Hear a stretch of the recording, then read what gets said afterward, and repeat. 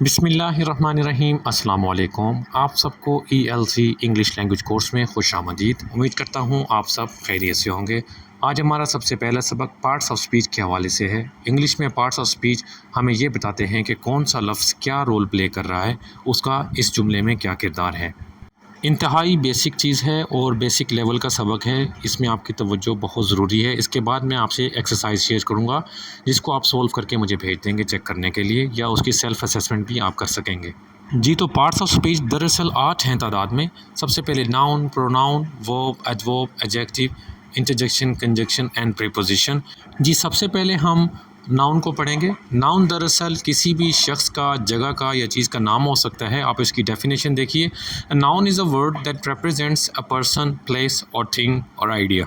Noun एक ऐसा word होता है जो किसी भी शख्स का बता रहा होता है, या जगह का बता रहा होता है, या किसी चीज़ का बताता है, या किसी भी आइडिया का नाम होता है। मिसाल के तौर पर आप नीचे देखिए, शख्स की बात की हमने, या किसी शख्स को अगर बता रहा होगा तो उसकी मिसाल है अहमद। किसी जगह को अगर बता रहा होगा तो उसकी मिसाल कराची, और अगर किसी चीज़ को बता रहा है तो लाइक टेबल।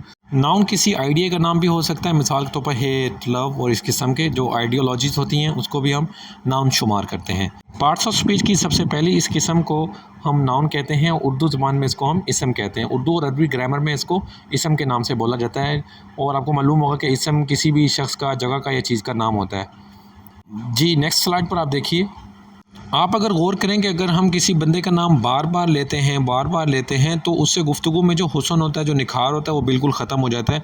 लोग समझते हैं कि यार एक बंदे का नाम बार बार क्यों लिया जा रहा है। मिसाल के तौर पर अहमद क्लास में आता है, अहमद रोज़ स्कूल जाता है, अहमद रोज़ सबक लिखता है। अगर हम ऐसे अपनी गुफ्तगू में बार बार रेपिटेशन करते जाएंगे तो उसमें बिल्कुल भी खूबसूरती नहीं रहेगी।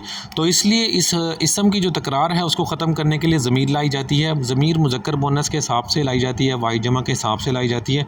अगर तो आपका जो इसम है, जो आपका फ़ाइल है, वो वाहिद जमा है तो उसी के हिसाब से आएगी। अगर मुज़क्कर मुअन्नस है तो उसी के हिसाब से आएगी। तो ज़मीर जो है वो अपने नाउन के अकॉर्डिंगली आती है। जी, आप इसकी डेफिनेशन देखिए। A pronoun is a word that replaces a noun.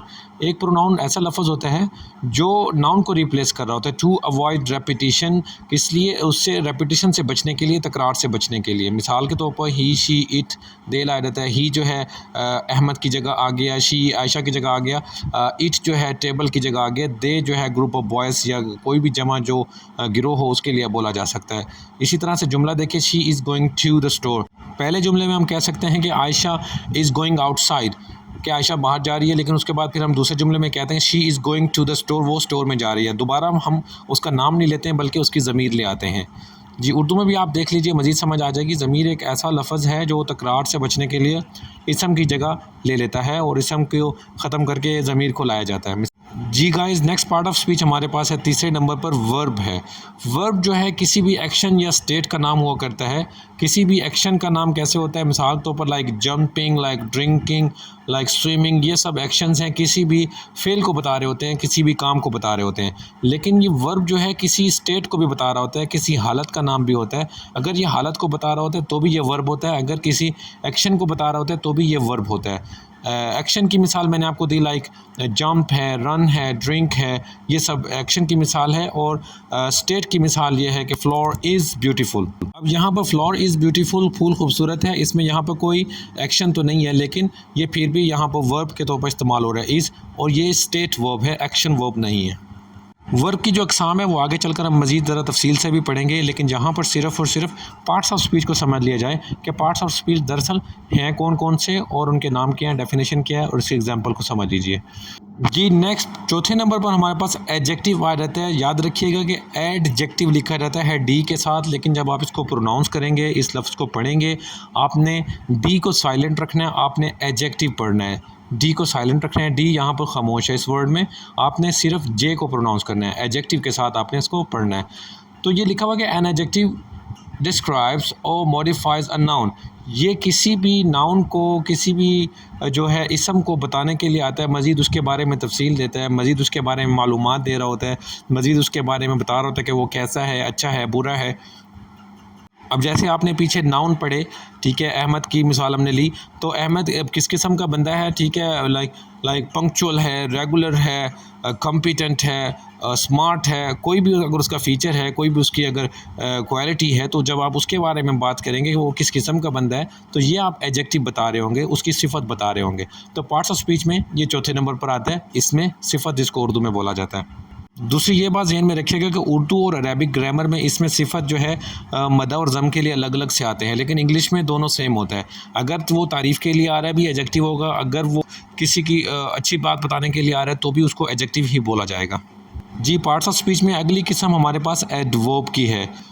जिस तरह से आपने पीछे देखा कि एडजेक्टिव जो है वो नाउन के बारे में मालूमात दे रहा होता है, नाउन के बारे में वजाहत कर रहा होता है, ये एडवर्ब जो है ये दरअसल वर्ब के बारे में बता रहा होता है कि ये अगर एक्शन हुआ है तो किस तरह से हुआ है, सुस्त रवि से हुआ है या तेज़ रफ्तारी से हुआ है, अच्छे से हुआ है या बुरे से हुआ है। अगर किसी काम के बारे में, किसी एक्शन के बारे में, किसी फेल के बारे में आपको उसकी परफॉर्मेंस के बारे में बताया जाए कि ये काम किस तरह से अंजाम दिया गया, तो फिर वो जो लफ्ज़ जो बता रहा होगा उसको हम एडवर्ब बोलते हैं। उर्दू और अरबिक ग्रामर में इस इस्तिलाह को, इस टर्म को हाल बोला जाता है, क्योंकि ये काम करने की हालत को बताता है कि ये काम किस तरह से अंजाम दिया गया। आप थोड़ा सा इसकी डेफिनेशन को देखिए, बिल्कुल क्लियर हो जाएगा। एन एडवर्ब डिस्क्राइब्स और मॉडिफाइज, एक एडवर्ब जो है या वो कुछ बताता है या कुछ तरमीम करता है, किस में करता है, वो किसी वर्ब में करता है या एडजेक्टिव में करता है या किसी और एडवर्ब में ये तरमीम कर रहा होता है। Providing more information about how, when और वेयर एन एक्शन अकर्स, ये हमें बता रहा होता है कि सिर्फ़ और सिर्फ ये काम जो है ये कहाँ अंजाम दिया गया, कैसे अंजाम दिया गया और जो है किस तरह से अंजाम दिया गया। मिसाल के तौर पर आप देखिए, क्विकली, वेरी, हेयर। क्विकली मतलब ये है कि जल्दी से कोई काम करना, वेरी का मतलब बहुत ज़्यादा, हेयर का मतलब यहाँ। मिसाल के तौर पर ही राइट्स ब्यूटीफुली, कोई अगर कहता है कि ही राइट्स, वो लिखता है, तो सवाल ये होगा कि हाउ ही राइट्स, वो किस तरह से लिखता है। तो जब हम जवाब देंगे कि हाउ ही राइट्स ब्यूटीफुली, वो बहुत अच्छे से लिखता है, तो फिर जो हम उसकी एक्शन की परफॉर्मेंस को बता रहे होते हैं कि वो एक्शन अगर करता है तो किस तरह से करता है, कोई अगर काम होता है तो वो किस तरह से होता है। तो इसलिए ये होता है हमारे पास एडवर्ब, जिसको हाल बोला जाता है उर्दू और अरबिक ग्रामर में। जी, पार्ट्स ऑफ स्पीच में नेक्स्ट आ जाता है हमारे पास प्रीपोजिशन। प्रीपोजिशन दरअसल फ़ाइल की, सब्जेक्ट की, ऑब्जेक्ट की पोजीशन को बताता है कि अगर कोई चीज़ है तो वो कहाँ पर है।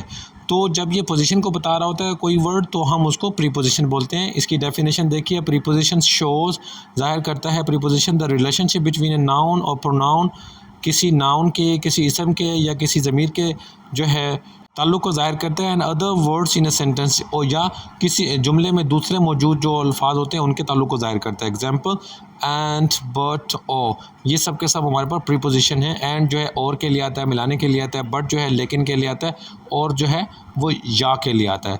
इसकी एग्जाम्पल देखिए, they like both coffee and T. Sorry, इसमें ज़रा स्लाइड में मिस्टेक हुई है, लाइक्स नहीं है बल्कि लाइक आएगा, ठीक है, आगे एस नहीं लगाना है आपने, तो आपने पढ़ना है इसको like. They like both coffee and T, वो जो है कॉफ़ी और टी दोनों पसंद करते हैं। अब यहाँ पर आपने देखा कॉफ़ी और टी, इन दोनों को मिलाने के लिए वर्ड आया एंड, और एंड यहाँ पर अब बन रहा है हरफ अतफ़, जो दो नाउन्स को मिला रहा है, और हरफ अतफ़ को इंग्लिश में कंजंक्शन कहते हैं, कंजंक्शन। नेक्स्ट देखिए हमारे पास है इंटरजेक्शन। इंटरजेक्शन सबसे लास्ट है पार्ट्स ऑफ स्पीच में। इंटरजेक्शन जो है हमारे जो एकदम से अचानक से मुंह से निकलने वाले अल्फाज होते हैं, खुशी के इजहार के लिए, गम के इजहार के लिए, या किसी भी सडन फीलिंग को जो एक्सप्रेस कर रहे होते हैं, उसको हम इंटरजेक्शन बोलते हैं। इसकी डेफिनेशन देखिए, an interjection is an abrupt exclamation. Interjection जो है वो एक अचानक एक किस्म का जो इजहार होता है, एक्सप्रेसिंग स्ट्रॉन्ग इमोशन, जो हमारे मजबूत किस्म के जज्बात का इजहार हो रहा होता है, उसको हम इंटरजेक्शन बोलते हैं। इट ऑफन स्टैंड्स अलोन, और ये जुमले में उमूमन अकेला लिखा जाता है। एग्जाम्पल आप देखिए, वाओ, ओह और आउच, ये सबसे वर्ड्स हैं जो सडन फीलिंग को एक्सप्रेस कर रहे हैं, एकदम से अचानक से जो मुंह से निकलती हैं बातें उनको एक्सप्रेस कर रहे हैं। जी, वाओ जो है खुशी के जज्बात के लिए आता है, ओ जो है ताज्जुब के लिए आता है, आउच जो है किसी दुख की सूरत में बोला जाता है। सेंटेंस देखिए, wow that was an amazing performance, ये बहुत जो है खूबसूरत परफॉर्मेंस थी, बहुत अच्छी परफॉर्मेंस थी। इंटरजेक्शन को उर्दू और अरबिक ग्रामर में हुरूफ फ़िजाइया बोला जाता है। तो ये थे हमारे 8 पार्ट्स ऑफ स्पीच, जिनका बेसिक इंग्लिश ग्रामर में बहुत ज़्यादा रोल है। उम्मीद करता हूँ आपको ये समझ आ गए होंगे। इसको अच्छी तरह से समझ लीजिए और इसको नोट डाउन कर लीजिए। उसके बाद इसकी जो एक्सरसाइज है वो आपने सॉल्व करके सेल्फ असेसमेंट भी कर सकते हैं और मुझे चेक करने के लिए भी भेज सकते हैं। Take care, see you next lesson, अल्लाह हाफिज़।